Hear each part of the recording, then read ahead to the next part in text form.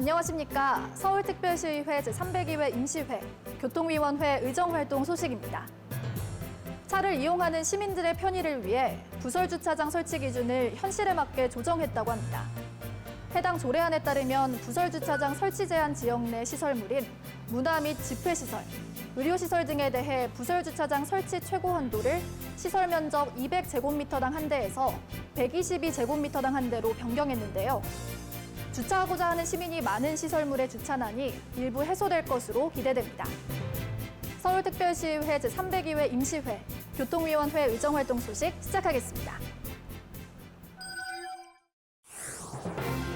교통위원회는 8월 27일부터 9월 10일까지 열린 제302회 임시회 상임위원회 회의에서 소관부서와 각 실국에 대한 업무 보고를 받는 한편 행정사무감사 기간을 결정하고 2021년도 제2회 추가 경정 예산안을 비롯한 각종 안건을 심의했습니다.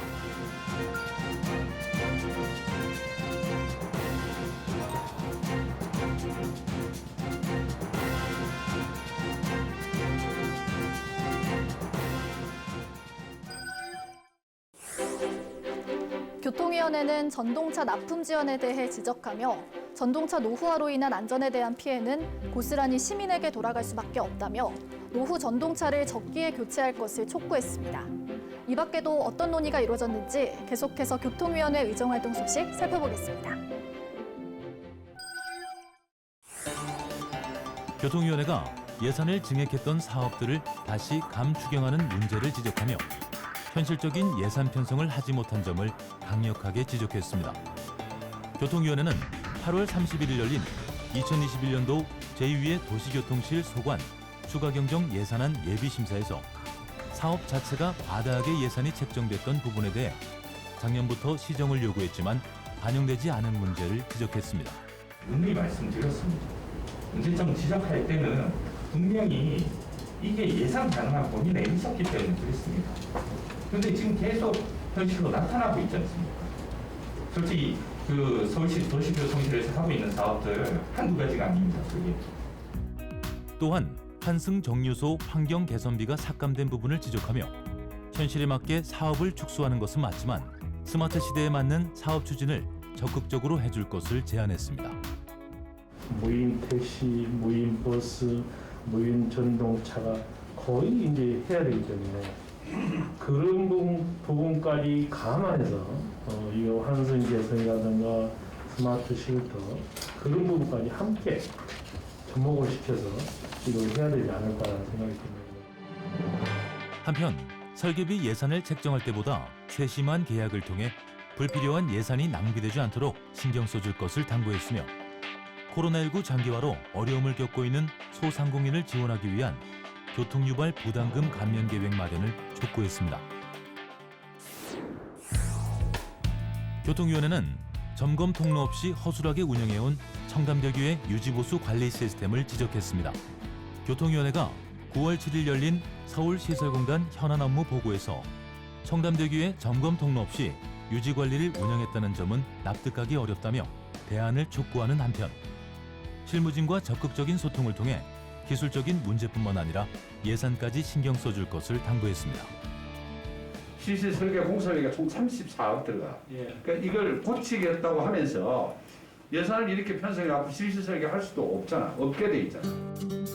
또한 많은 시민이 왕래하는 서울시설공단 산하 시설들의 경우 자동화재 속보 설비가 없이 인력이 관리하는 기계 관제 시스템으로만 운영되고 있어 자칫 대형 화재 발생 가능성의 우려를 표명했습니다. 이렇게 CCTV 등을 통해서 화재 유무를 판단하는 것에 대해서는 한계가 있고 또 심야에는 오류가 발생할 수 있습니다. 그래서 더 큰 화재 사고를 예조할 수 있기 때문에 그 자동화재 속보 설비를 꼭 필수사항은 아니더라도 가급적이고 설치하는 게 맞지 않냐 저는 그렇게 생각을 하고 있습니다. 한편 홍제천 고가교의 소음 저감을 위해 편성한 2021년도 예산의 조속한 집행과 소음 저감 효과를 담보할 수 있는 포장공법이 도입될 수 있도록 노력해줄 것을 주문했습니다. 시내버스와 도시철도가 다니지 않는 동네에서 없어서는 안 될 교통수단이 바로 마을버스인데요. 고령자, 임산부, 장애인 등 교통약자를 위한 저상버스를 도입하기 위해 예산의 범위 내에서 별도로 지원할 수 있도록 조례안이 개정됐는데요. 시민 리포터가 찾아가서 자세한 내용 알아봤습니다. 함께 만나보시죠.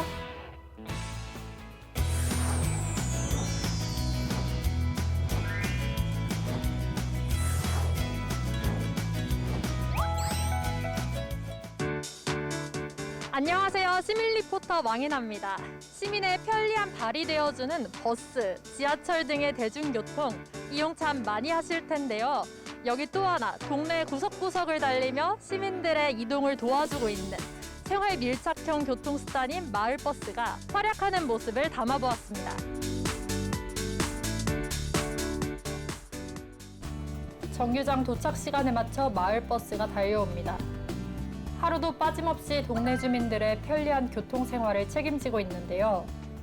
출퇴근할 적에 손님들을 모시고 안전하게 목적지까지 모셔다 드리는 게 참 보람으로 느끼고 있습니다. 서대문 지역 주민의 발 역할을 해온 연일교통은 서울시 최초 대형 저상 전기마을 버스를 도입해 현재 6대가 운행하고 있는데요. 안전을 생각한 승하차 문 열림은 물론 장애인 휠체어 탑승 시 트레일러가 아래까지 내려와 편리하게 이동이 가능해 노약자나 교통약자들도 어렵지 않게 마을버스를 이용할 수 있도록 했습니다. 특별한 어려움은 없습니다. 서울의 대기질이 심각하지 않습니까? 전기 마을버스는 그런 대기질 순환에 도움이 되는 차량이며 이용객들의 만족도가 굉장히 높습니다. 앞으로 전기 마을버스가 많이 활성화되었으면 좋겠습니다. 기존 마을버스에서 신규 마을버스로 저상버스 및 기타 안전설비를 장착한 버스 교체 및 정착을 위해 서울특별시 마을버스 재정 지원 및 안전 운행 기준 등에 관한 조례 일부 개정 조례안이 가결됐는데요. 이는 교통약자의 이동 편의 증진법에 따라 고령자, 임산부, 어린이, 장애인 역시 편리하게 이용할 수 있도록 하기 위해서라고 합니다. 우리 동네엔 없어서는 안 될 마을버스. 이번 조례안을 계기로 저상 마을버스를 통해 모든 시민이 안전하고 편리하게 생활하는 서울시가 되기를 바랍니다. 가로 판매대, 구두수선대 등 보도상 영업시설물을 운영하기 위해서는 재산 신고를 통해 점용 허가를 받는데요. 고령의 운영자들이 2년마다 재산을 신고해야 하는 어려움과 최근 부동산 가격 상승으로 예년 대비 자산 한도액을 초과하는 운영자가 급격하게 증가할 것으로 예상돼 신고 기한을 2년에서 3년으로 자산가액의 한도를 3억 원에서 4억 5천만 원으로 조례안을 개정했다고 합니다. 서울특별시의회 제302회 임시회, 교통위원회 의정활동 소식은 여기까지입니다. 시청해주신 여러분 고맙습니다.